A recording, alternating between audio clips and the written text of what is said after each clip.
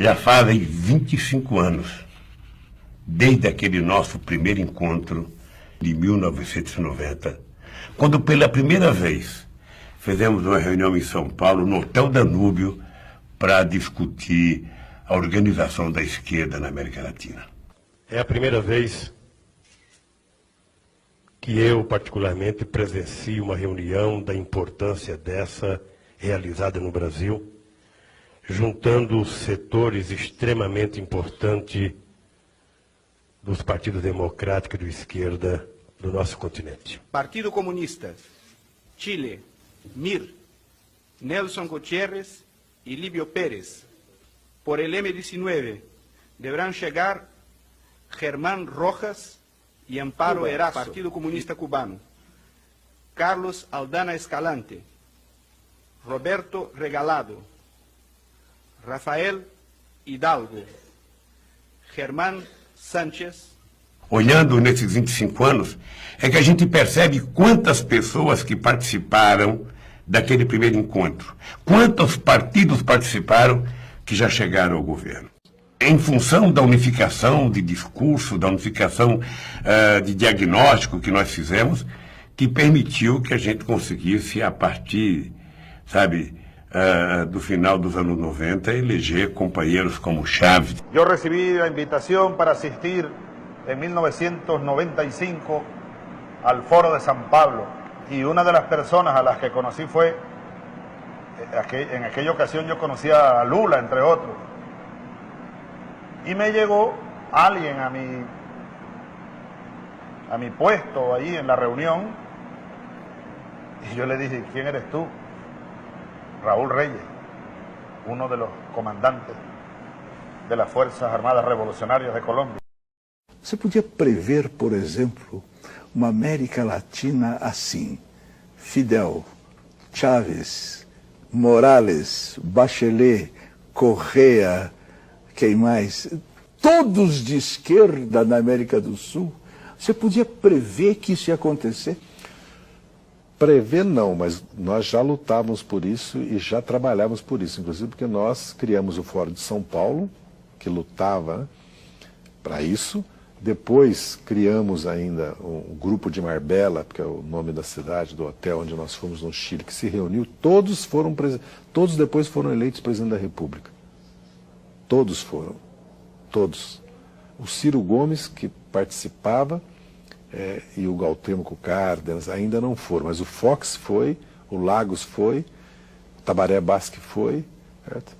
O Della Rui foi, o Lula foi, então você vê que não o Chaves e o Evo Morales. Tabaré, Kirchner, se essa turma se unir, o que é meio difícil, o que acontece com a América Latina? Não, a condição para a América Latina avançar é a união desses presidentes desses países. Por isso que a informação que o Banco do Sul está avançando e a consolidação do Mercosul, e a integração energética, o gasoduto, e mesmo a zona de livre comércio entre os nossos países, não há nada mais importante para nós que a integração da América Latina.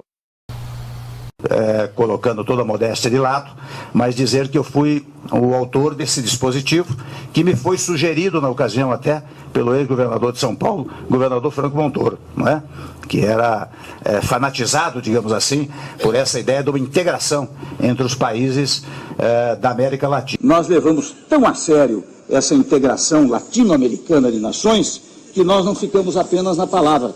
Nós fizemos inserir na Constituição de 1988, e eu tive, digamos, a honra, a satisfação, a alegria de ser o autor desse dispositivo constitucional, aspas, e leio o dispositivo constitucional: a integração econômica, política, social e cultural dos povos da América Latina, visando a formação de uma comunidade latino-americana de nações. A Pátria Grande é uma palhaçada. Ela foi inventada só para a China entrar e comprar tudo. A Pátria Grande é chinesa, meu Deus do céu, não é latino-americana, não é brasileira, não é uruguaia, não é argentina, não é venezuelana. O negócio é o seguinte: é a China destruindo a indústria de todos os países para ela ir comprar tudo a preço de banana. Ela está fazendo isso, ninguém está percebendo. Então, assim como a teologia da libertação não é latino-americana, o pessoal pensa que foi o Gutierrez, foi o Boff, não foi Nikita Khrushchev. A Rússia inventou a teologia da libertação e contratou 2 vagabundos para falar em nome dela, que foi o Gutierrez e o Boff. Isso aí está dentro da estratégia soviética, é a estratégia soviética pura e simples.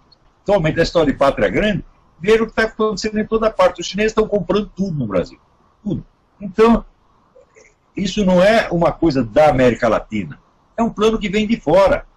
Isso é uma parte do BRICS, meu Deus do céu. E qual é a função do Brasil no BRICS? Alimentar todo mundo. O Brasil é o celeiro que vai alimentar o exército chinês, o exército russo, essa gente toda.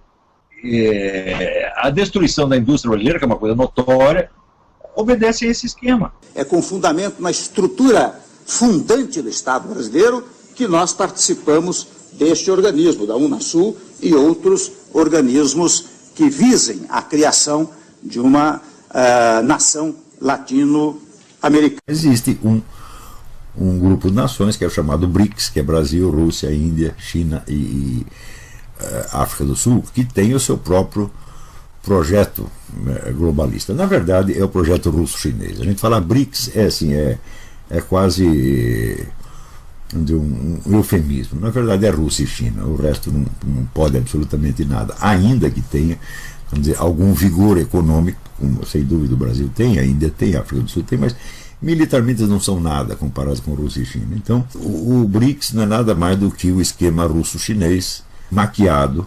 É uma coisa tradicional na política soviética camuflar-se sob o aspecto de terceiro mundismo. Então o BRICS é mais ou menos a mesma coisa do ponto de vista assim, da sua fachada. Na Rússia, o vice-presidente Michel Temer se encontrou com o vice-primeiro-ministro russo Dmitry Medvedev. Reuniões como esta incentivam o alcance desta meta estabelecida entre a presidente Dilma e o presidente Putin. A presidente Dilma Rousseff viajou para a Rússia. Eles querem acertar os detalhes de um banco de investimento e de um fundo de reserva de 100 bilhões de dólares. A ideia do BRICS é criar uma nova moeda internacional, portanto, um banco central mundial que se substituiria ao Fundo Monetário Internacional. Eu faria então circular uma nova moeda, o que significa automaticamente um governo mundial, sediado então na ONU. E eu tive, digamos, a honra, a satisfação, a alegria de ser o autor desse dispositivo constitucional, aspas, e leio o dispositivo constitucional: a integração econômica, política, social e cultural dos povos da América Latina, visando a formação de uma comunidade latino-americana de nações. Específicas, eu quero também, digamos assim, almejar que o presidente Santos, que tem o seu litígio natural, hoje transformou-se em um litígio, digamos, simplesmente político, com as Farc, que ele chegue a bom termo nesse diálogo, porque o diálogo político é fundamental para a solução dos problemas. E nesse tópico do diálogo político, eu quero lamentar muitíssimo que estas decisões deste tribunal que decide em relação a fronteiras e territórios seja uma instância única, porque, na verdade, o fato de ser uma instância única significa, de alguma maneira, uma agressão aos princípios democráticos, segundo o qual toda e qualquer decisão deve comportar uma espécie de revisão. E, por isto, eu quero até me servir da fala do presidente Correia, quando ele menciona a possibilidade da criação de uma corte penal sul-americana, que seria uma corte penal local, que seria importantíssima, porque nós já temos, de alguma maneira, um executivo, digamos assim, na Unasul. Teremos, muito brevemente, um legislativo na Unasul e vai nos faltar, precisamente, um judiciário para resolver conflitos da Unasul. E quem sabe, estas são meras ideias, de fora parte a sugestão ou estudo da criação de um tribunal penal sul-americano, talvez a instância revisora pudesse ser uma corte internacional que tratasse desta matéria. E não seria demais, penso eu, nem ousado exageradamente, dizer que se nós tivéssemos uma corte sul-americana para cuidar dos conflitos desses que estão sendo solucionados por uma única corte, talvez pudéssemos, ao depois, ter uma instância revisora para esta matéria.